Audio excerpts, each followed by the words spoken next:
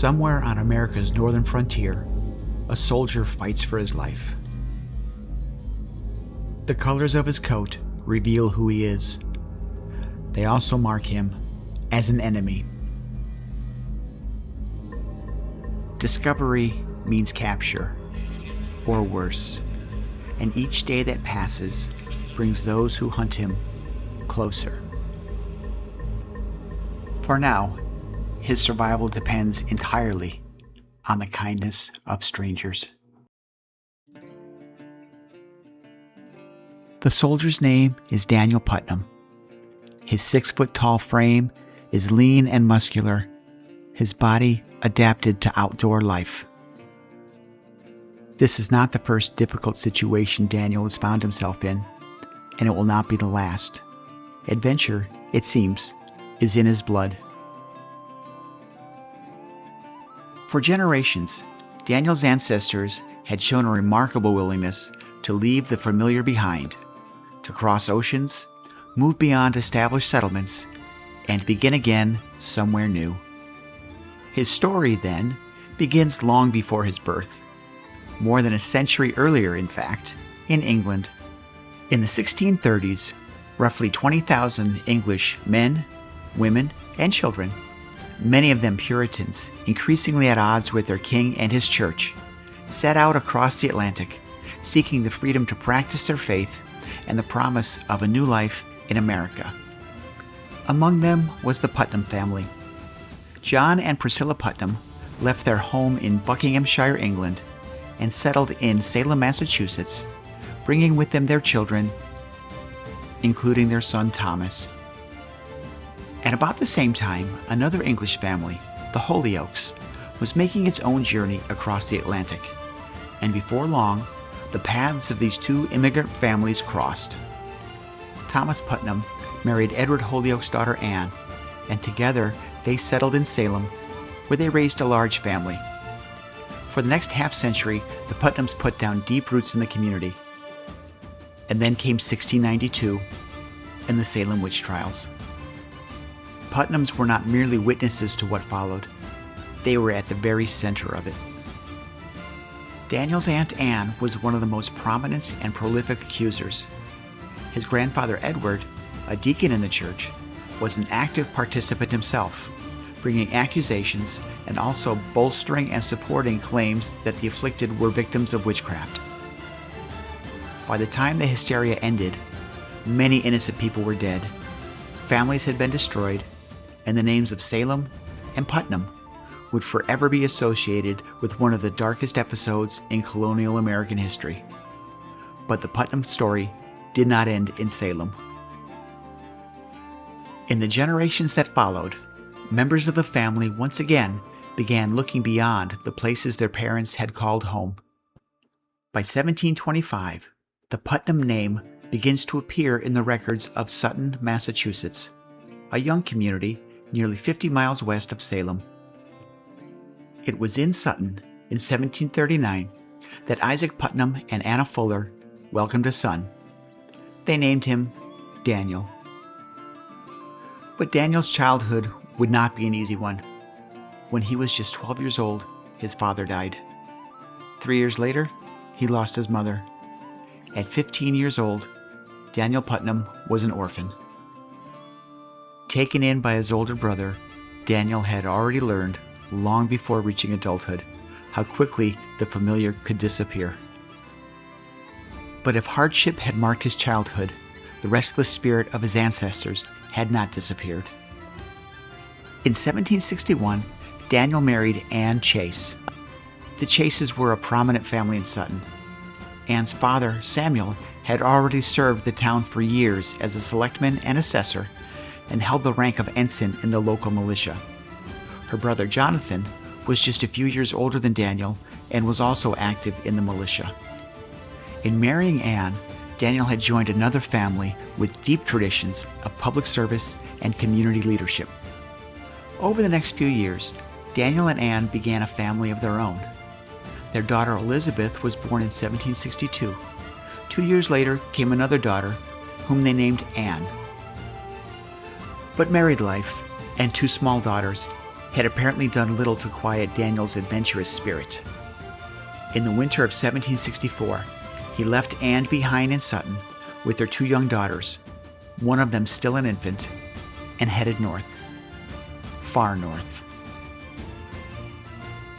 Beyond the established towns of Massachusetts, into the sparsely settled wilderness of the upper Connecticut River Valley.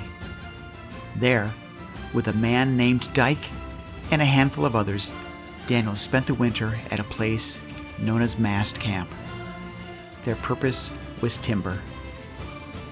The forests here held enormous white pines, prized by the British Crown as masts for the Royal Navy. Through the long winter, Daniel and the other men worked to bring them down. It was difficult, isolated work. The days were spent among the trees. The nights offered little more than whatever crude shelter the camp could provide against the New Hampshire winter. Daniel was far from home, far from Anne, far from his 2 young daughters. And yet, something about this place must have appealed to him. Because, when spring finally came, Daniel did not simply return to Sutton and leave the wilderness behind. Instead, he decided to make this remote lumber camp his home. That summer, Anne and their children came north to join him. Other families from Sutton followed. Among them were Anne's father, Samuel Chase, and her brother Jonathan. Together, the Putnams, the Chases, and a small group of other settlers began the difficult work of turning wilderness into a community. A new settlement was taking shape along the Connecticut River. Its name was Cornish. The Putnams and the Chases did more than settle here. They helped govern the community that they had built. Samuel Chase served as a selectman and presided over the town's first meeting. Daniel Putnam would serve as a selectman as well, and by 1774 he was the town clerk, the man entrusted with keeping the records of this young frontier town. But events far beyond Cornish were about to change everything. In April of 1775, blood was shed at Lexington and Concord. And when the news reached New Hampshire, Samuel Chase was there, representing Cornish in the colony's legislature, as it voted to support the fight for independence.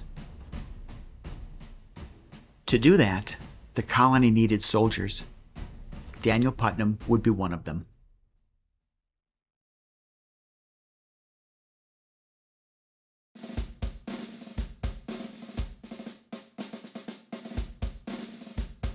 About 60 miles west of Cornish stood Fort Ticonderoga.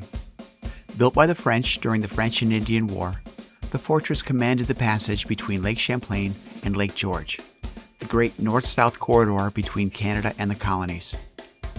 Whoever controlled Ticonderoga controlled the gateway between them, and in the spring of 1775, the fort contained something the Americans desperately needed: cannon. Almost simultaneously, and independently of one another, 2 men recognized the opportunity: Ethan Allen and Benedict Arnold. Arnold urged the Massachusetts government to authorize an expedition against the fort, offering to lead the attack himself. Massachusetts agreed, giving him a commission and authority to raise men for the mission. But as Arnold made his way toward Ticonderoga, he discovered that another expedition was already underway. Ethan Allen and his Green Mountain Boys were preparing to seize the fort themselves. When Arnold arrived, the 2 men argued over who would command. Neither was willing to step aside. In the end, they went forward together. Before dawn on May 10, 1775, Allen, Arnold, and fewer than 100 men crossed Lake Champlain and approached Ticonderoga under the cover of darkness. The small British garrison stationed there apparently did not know that the revolution had started and surrendered without a fight. Arnold wished to press the momentum and urged Congress to authorize an invasion of Canada.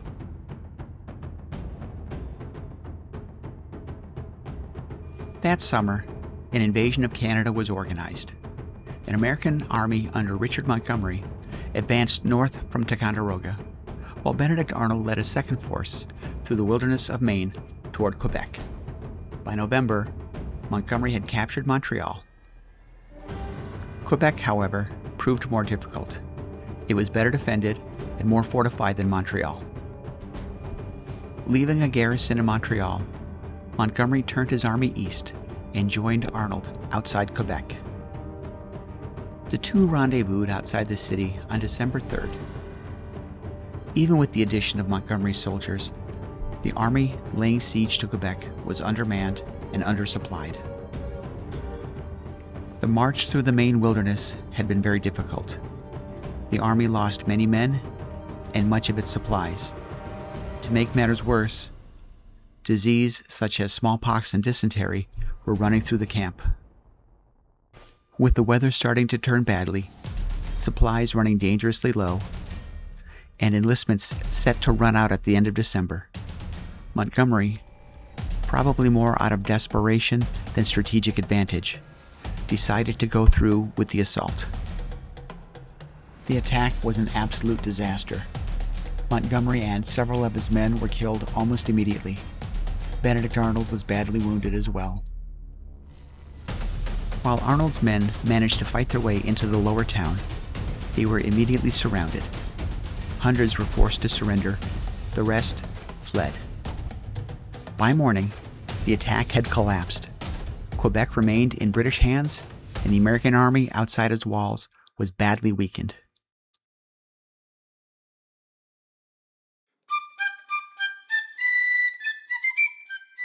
When George Washington learned of the catastrophe at Quebec, he did not wish to abandon the invasion of Canada. He understood Canada's strategic value to the British as a potential staging area to launch invasions into New England and New York. He sat at his desk and wrote a letter to Colonel Timothy Beadle of New Hampshire. In it, he wrote, "The Continental Congress, having called upon the government of New Hampshire to raise a regiment for the service of the United Colonies." He asked that Beadle raise the said regiment and march it into Canada, explaining the necessity of reinforcing our troops posted before and forming the blockade of Quebec. Within days of Beadle receiving Washington's letter, Daniel has already enlisted. The company quickly leaves Cornish and marches to Fort Ticonderoga, where they meet the rest of the regiment. From there, they begin the long trek to Quebec. Reaching Quebec in late winter, they relieve and reinforce Arnold's beleaguered army. But problems of inadequate supplies and rampant disease around camp persist. They maintain the blockade into the spring, engaging only in scattered skirmishes with British soldiers who venture out from behind the safety of the walls. The uneasy standoff is broken in May of 1776, when thousands of British soldiers under the command of General John Burgoyne begin arriving in Canada. Benjamin Franklin, who is in Canada with John Hancock on a campaign to convince the Canadians to join the Revolution, writes in a letter to Congress,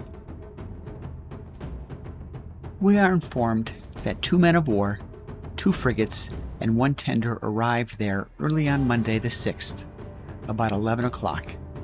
The enemy sallied out to the number, as is supposed, of 1,000 men."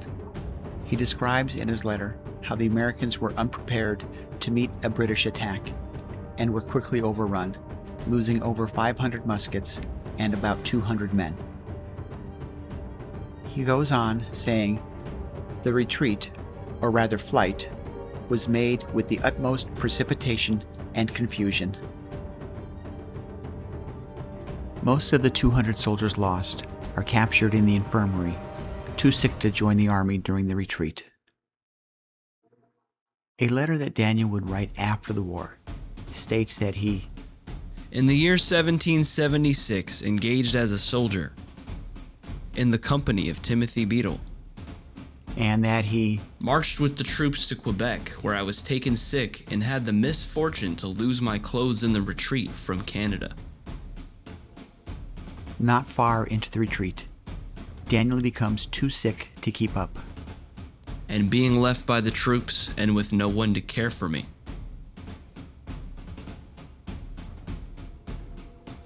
The army moves on without him.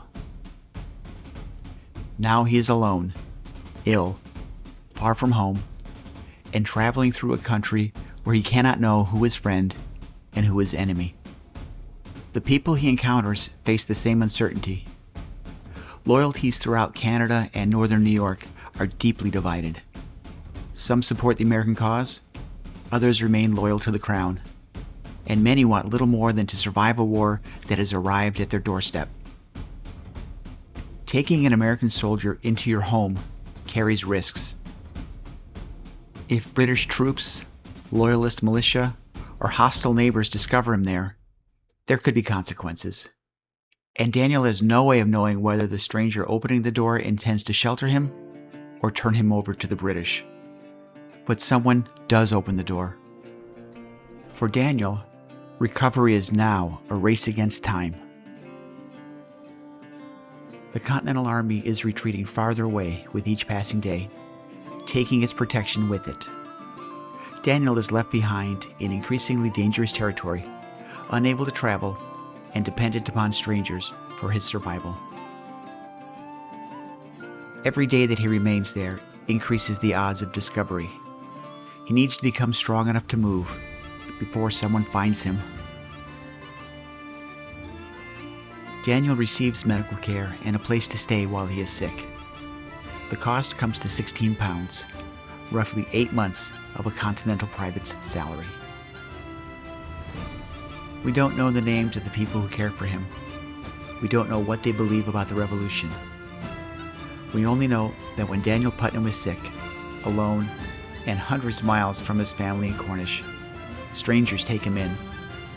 And because they do, he survives.